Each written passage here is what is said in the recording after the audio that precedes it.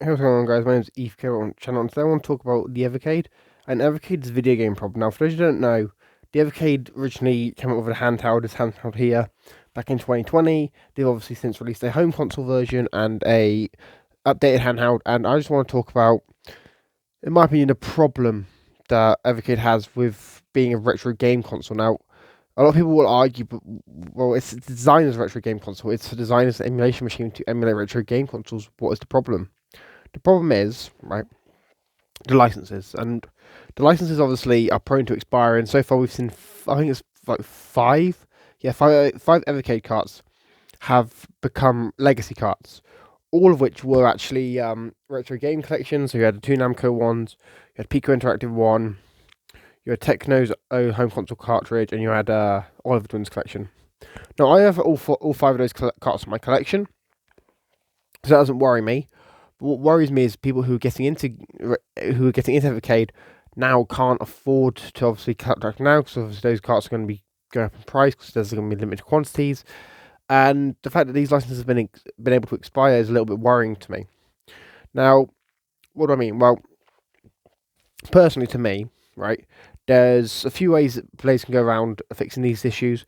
That's obviously trying to renegotiate cartridges. Obviously, with Pico Interactive 1, for instance, there's issues where stuff like Draken and Dragon View, which are two games that Pico published on Evercade, aren't owned by Pico Interactive anymore and are now published by Atari again. Now, surely we know that, we know that Blaze could probably work a deal with Atari to get those games back on Evercade, but I don't think many people will be rushing out to buy a cartridge for just those two games.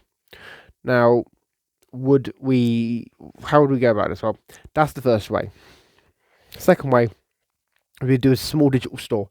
I know people don't like the idea of a digital store, but personally, I feel like they could have a digital store just for the legacy games that aren't available on Evercade anymore. You know, ones like the Oliver Twins collection, the Techno stuff, Namco, and the Pico Interactive one. You know, just so people can still collect or still play those games and download those games on either their EXP or their VCS, even though the cartridges are now expired. Because the point of the Evercade is supposed to make retro gaming affordable, and having the option to have it as a download, like for a few quid, would be fine. And I feel like a lot of companies would be fine to negotiate to do that sort of thing, especially since Capcom is a built-in games. Obviously, you can't get the Capcom collection on VS, but obviously there comes their own issues with doing stuff like that. So then, would you be able to transfer your game saves over? Would you have to download it on the VCS and then upload it to your EXP? How would that work? Especially, would you need to make an account? How do you do all that sort of stuff? Now, I don't know how Blaze would have to go about that. I don't know how Blaze would be able to do that, but it's something that Blaze would have to figure out, because the more and more carts that obviously become legacy carts, the more worrying it becomes to collectors. Well, I say to collectors, a lot of collectors will probably get happy because their collection's worth more.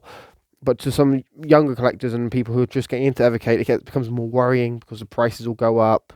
You know, people won't be able to afford them, and those games become a lot more obscure quite quickly.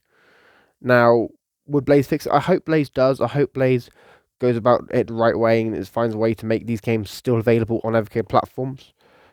You know, obviously, they can't necessarily fix all these contracts. They can't obviously renegotiate contracts for Pico Interactive 1, where some of the games aren't even owned by Pico anymore.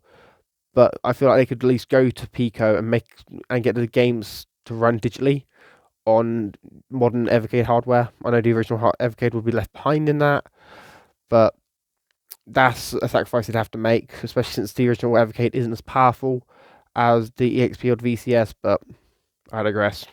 Anyway, guys, let me know your thoughts about it in the comments down below. If you're new here, make sure you subscribe, like, share, comment, turn on notifications. You know, if I put out new videos whenever I can, so I've got a range of videos you can check out, and there's over 300 videos in my catalogue if you want to check out any of them. I've been Eve Kate, and I'm signing out. Peace.